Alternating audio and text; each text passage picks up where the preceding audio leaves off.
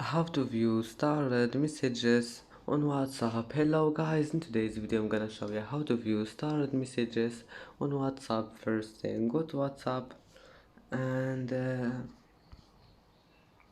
here you will find these 3 points in the top corner. Click on it and then as you see here you will see it, starred messages. Just click on it and here you can manage it and you can see your starred messages, and that's it. It's easy and you can unstar all messages just by click here, and that's how to view it. And that's it for today's video.